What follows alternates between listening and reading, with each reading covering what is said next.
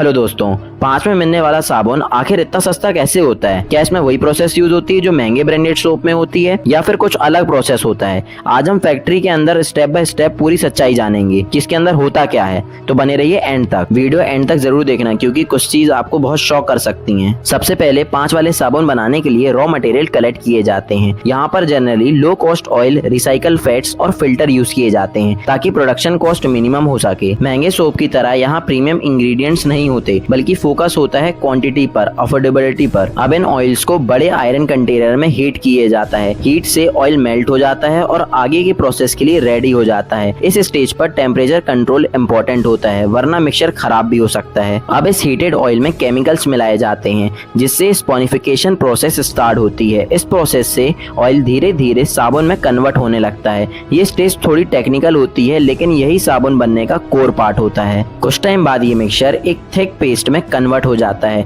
इसका टेक्सचर धीरे धीरे हैवी और डेंस होता जाता है जो इंडिकेट करता है कि साबुन का बेस रेडी हो रहा है। इस स्टेज पर कंटिन्यूअस स्ट्रिंग जरूरी होती है। अब इस पेस्ट में हल्का सा कलर और फ्रेग्रेंस ऐड किया जाता है।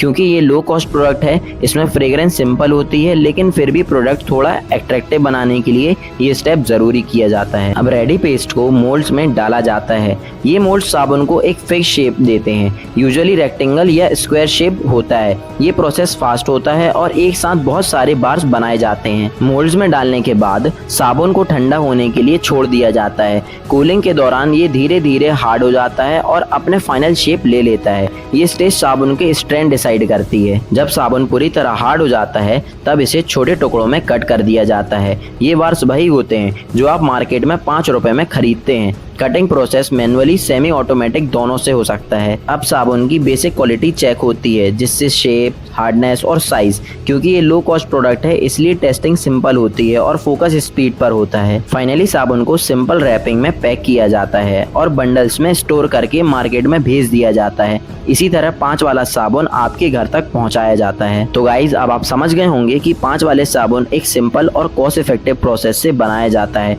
इसमें क्वालिटी से ज्यादा फोकस होता है अवेलेबिलिटी और मास प्रोडक्शन पर। अगर आपको ऐसी फैक्ट्री सीक्रेट्स पसंद है तो वीडियो को लाइक करें और सब्सक्राइब करना मत भूलना। Thank you so much for watching video.